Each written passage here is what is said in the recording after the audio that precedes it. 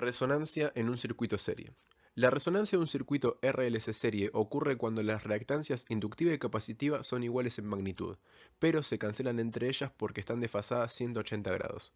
Esta reducción al mínimo que se produce en el valor de la impedancia es útil en aplicaciones de sintonización. La nitidez del mínimo de impedancia depende del valor de R y se caracteriza mediante el valor Q del circuito. Selectividad y Q de un circuito. Los circuitos series se usan para responder selectivamente a señales de una frecuencia dada, mientras descarta o rechaza frecuencias diferentes. Un circuito es más selectivo cuando se produce dentro de una franja de frecuencia más estrecha. El factor de calidad Q es una medida de selectividad.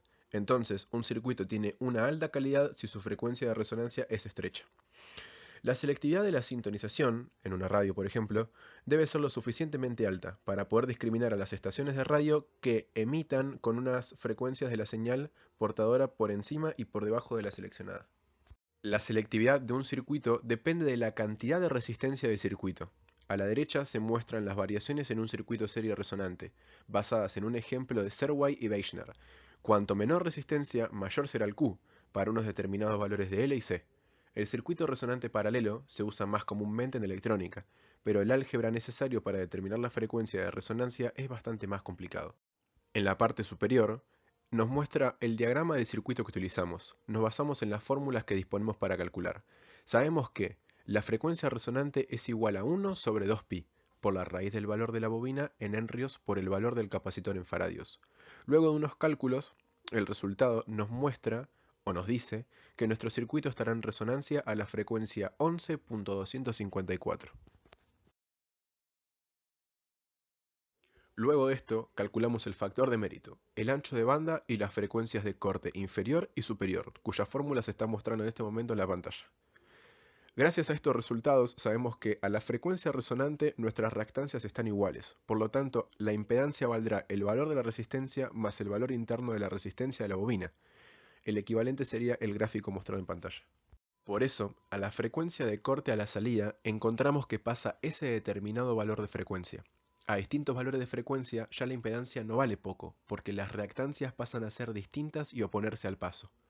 A medida que nos acercamos a la FR, o frecuencia de resonancia o frecuencia resonante, las reactancias se van igualando poco a poco. Cuando llegamos a FR, las reactancias son iguales y la impedancia del circuito es muy baja. A medida que nos alejamos ocurre lo inverso que al comienzo, se van desigualando poco a poco. Lo que vemos en el osciloscopio es que a medida que nos acercamos, la señal crece a llegar a FR. En FR vemos a pasar la señal completa. A medida que nos alejamos, la señal se atenúa. Resonancia con vectores. Lo que sucede en los siguientes gráficos es que la reactancia inductiva y la reactancia capacitiva, XL y XC respectivamente, se anulan. En el primer gráfico se ve como la XL es un vector que está en los números positivos en el eje Y, es decir, de los imaginarios. En el segundo se ve como la XC es un vector que está en los números negativos imaginarios. El eje X es el eje de los números reales, donde se graficaría una resistencia como vector.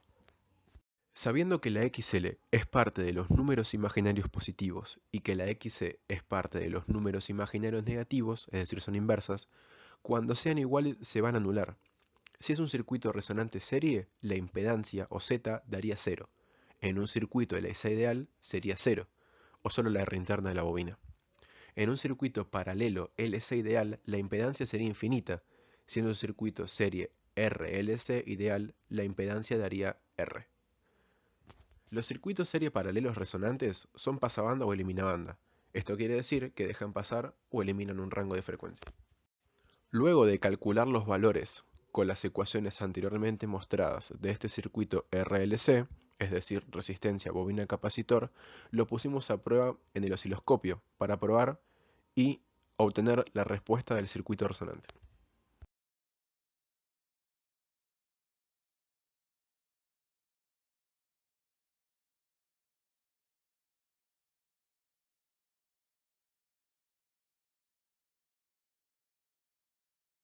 Como verán aquí, está aumentando la frecuencia de la onda senoidal, acercándose a la frecuencia de resonancia.